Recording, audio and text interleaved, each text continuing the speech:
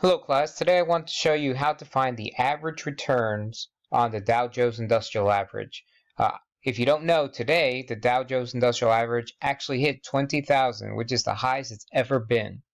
And that might get you thinking, well, how much money can you expect to make? In other words, what return can you expect to make on average if you were to just put your money into the Dow Jones Industrial Average Index, okay? And so we can do that a couple of ways. I've downloaded data on end-to-end, meaning year-to-year closings of the Dow Jones Industrial Average from 1975 straight through 2016. And what all I'm going to do here is use a simple mean. So the first thing I'm going to do is calculate our first mean. All right, so we'll call this mean 1. And our mean 1 is going to be the actual formula of a mean. So that means we're going to take the sum of all of our values.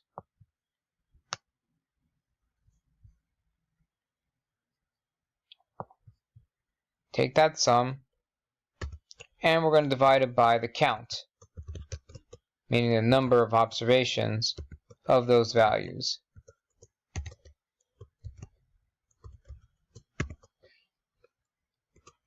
And when we do that, we get the following value. That might be a little ugly, so let's clean that up. Let's put it in percentage terms here, and we get that the average return since 1975 has been about 9.93%. Okay, that's the average return. What if instead we did it using the actual formula? So mean 2 we'll call this, and now we're going to say average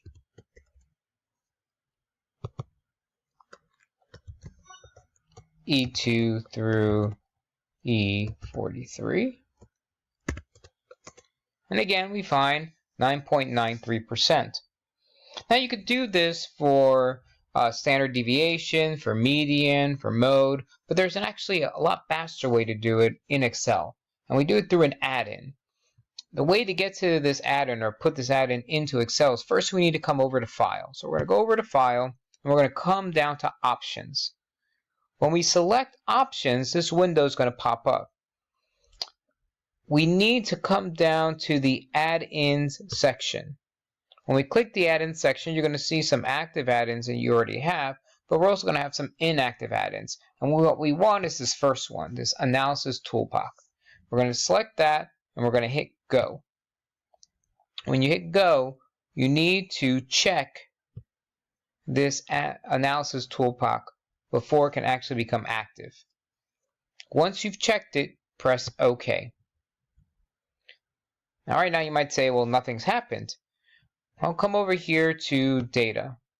Underneath the Data tab, all the way to the right, is the Data Analysis Toolbox. Let's select that. When we select it, we're going to notice that it has a lot of options in here, and we're actually going to be using many of these options in this course.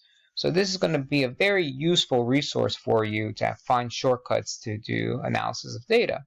For today, though, I want you to select Descriptive Statistics. So we're going to select Descriptive Statistics. We're going to hit OK. And what I want is to select our data. So we're going to come over here, select all of this.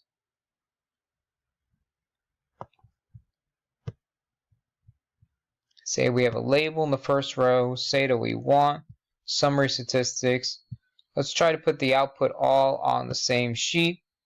So I'm going to say I want it here. And hit OK. When we do that, we get the following table. In this table, we see the mean, which is again the same 9.93% that we saw in the other two values. We see the standard error, we see the median, we see the mode, the standard deviation, the sample variance. These two other values are things that we're not going to talk about so much in this class, but it tells us how skewed the data are, meaning is it further to the left, further to the right, how close to normal looking is it. This is the range, meaning we take our maximum, subtract off our minimum. We should get that 72.16%. The sum of all the values, which isn't all that interesting in this case, would be 417%. So you could think of the total change since 1975 has been a quadrupling of your value of your money. And we have 42 years. We did this all in one step. So using these descriptive statistics in the add-in is a very quick, efficient way to get the values that you're looking for. I hope you found this video helpful.